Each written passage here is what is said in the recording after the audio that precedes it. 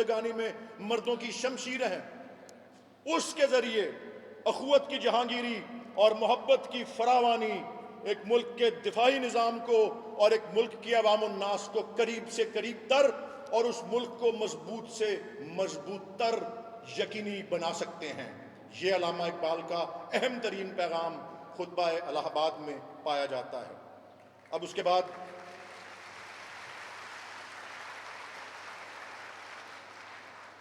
میں ان شہداء کو خراج عقیدت پیش کرنے کے لیے اب باقی پیغامات علامہ اقبال کے منظوم کلام میں پائے جاتے ہیں۔ ان کے مجموعہ کلام بال جبریل جو کہ 1935 میں شائع ہوا، ایک نظم ہے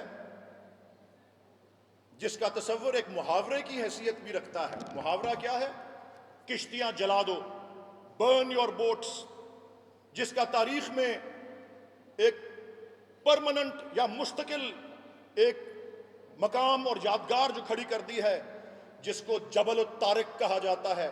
اور انگریزی میں جبرالٹر کا مقام جو ہے، انگریزی کا محاورہ بھی ہے برن یور بوٹس،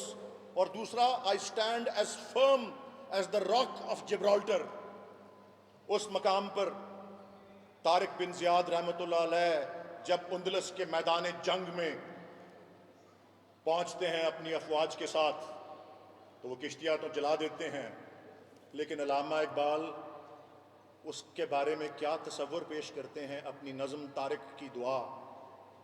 جس کے 2 اشعار ابھی قیوم نظامی صاحب نے آپ کو پڑھ کے بتائے۔ میں اس کا پہلا حصہ آپ کو پڑھ کے بتاتا ہوں، کیونکہ وہ اصل پیغام دیتا ہے کہ ایک ملک اور ایک وطن کے دفاع اور دشمنوں کو پسپا کرنے کے لیے کیا جذبہ درکار ہے۔ فرماتے ہیں یہ غازی یہ تیرے پراسرار بندے، جنہیں تو نے بخشا ہے ذوق خدائی، دو نیم ان کی ٹھوکر سے صحرا و دریا، سمٹ کر پہاڑ ان کی ہیبت سے رائی، دو عالم سے کرتی ہے بیگانہ دل کو، عجب چیز ہے لذت آشنائی۔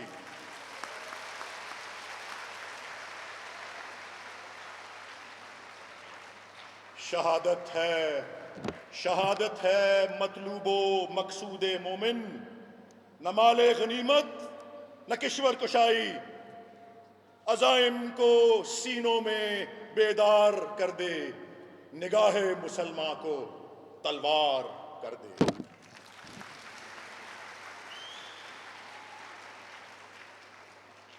یہ ہو گئی دوسری بات۔ اور تیسری بات، اسی نظم کے جو حصہ میں نے آپ کو پڑھ کے سنایا، اس کے ایک شعر کو میں آگے لے کے چلتا ہوں کہ شہادت ہے مطلوب و مقصود مومن، نہ مال غنیمت نہ کشور کشائی، تو علامہ اقبال کی بانگ درا میں بھی ایک نظم ہے۔ یہ تیسری بات میں آپ کو کرنا چاہ رہا ہوں کہ بانگ درا میں ایک نظم ہے جس کا عنوان ہے جنگ یرموک کا ایک واقعہ۔ یرموک موجودہ اردن میں دمشق سے کچھ فاصلے پر ایک مقام کا نام ہے، جو کہ اس وقت مملکت شام کا حصہ ہوتا تھا۔ یہ 656 عیسوی اور سن 15 ہجری جو ہے حضرت عمر رضی اللہ تعالی عنہ کا دور ہے، اور مسلمان افواج حضرت ابو عبیدہ ابن جراح رضی اللہ تعالی عنہ کی سپہ سالاری میں رومی عیسائیوں کی فوج کا مقابلہ کرتی ہیں، اور یہ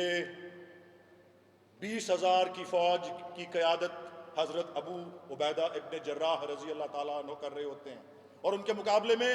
2 لاکھ کی رومی عیسائیوں کی فوج ہوتی ہے جس کو وہ شکست فاش دیتے ہیں۔ اور یہ جنگ یرموک کے شروع میں ہی ایک حیرت انگیز واقعہ پیش آتا ہے، جس کو نظم کی صورت میں حضرت علامہ اقبال قلم بند کرتے ہیں۔ اور میں آپ کو اس کا اشعار پیش کرنے سے پہلے اس کا مفہوم بیان کر دوں کہ شہادت کا جذبہ کیا ہوتا ہے، کہ وہ سپہ سالار کھڑا ہے اور افواج تیار ہیں، اور شام کی زمین جو ہے وہ خون میں رنگے جانے لگی ہے، جس طرح کے ہینا کے ساتھ اس کی تشبیہ دیتے ہیں۔ تو ایک نوجوان اضطراب میں آتا ہے اور سپہ سالار سے کہتا ہے کہ مجھے موقع دیں آگے بڑھنے کا، میں سب سے پہلا حملہ، سب سے پہلا وار میں کروں گا۔ اور اتنے بڑے سپہ سالار جس کی نگاہ ایک شمشیر اریاں جیسی تیزی رکھتی ہے، وہ بھی آپ دیدہ ہو جاتا ہے۔ اور شہادت کے اس جذبے کو فراق رسول صلی اللہ علیہ وسلم سے تشبیہ علامہ اقبال جو ہے وہ اس نظم میں دیتے ہیں کہ وہ نوجوان کہتا ہے کہ میں فراق رسول کو برداشت نہیں کر سکتا، ایک پل بھی اس زندگی کا جو ہے میرے لیے حرام ہے، اس لیے میں شہادت جو ہے اس کا جام جو ہے وہ نوش کرنا چاہتا ہوں۔ نظم کہتی ہے صف بستہ تھے عرب کے جوانان تیغ بند، تھی منتظر ہنا کی عروس زمین شام، ایک نوجوان صورت سیماب مضطرب آ کر ہوا امیر اساکر سے ہم کلام، اے ابو عبیدہ رخصت پیکار دے مجھے، لبریز ہو گیا میرے صبر و سکون کا جام، بیتاب ہو رہا ہوں فراق رسول میں، ایک دم کی زندگی بھی محبت میں ہے حرام، جاتا ہوں میں حضور رسالت پناہ میں، لے جاؤں گا خوشی سے اگر ہو کوئی پیام، یہ ذوق و شوق دیکھ کر پر نم ہوئی وہ آنکھ، جس کی نگاہ تھی صفت تیغ بے نیام، بولا امیر فوج کہ وہ نوجوان ہے تو، پیروں پہ تیرے عشق کا واجب ہے احترام، پوری کرے خدائے محمد تیری مراد، کتنا بلند تیری محبت کا ہے مقام، پہنچے گا جو بارگاہ رسول امی میں تو، کرنا یہ عرض میری طرف سے پس از سلام، ہم پر کرم کیا ہے خدائے غیور نے، پورے ہوئے جو وعدے کیے تھے حضور نے۔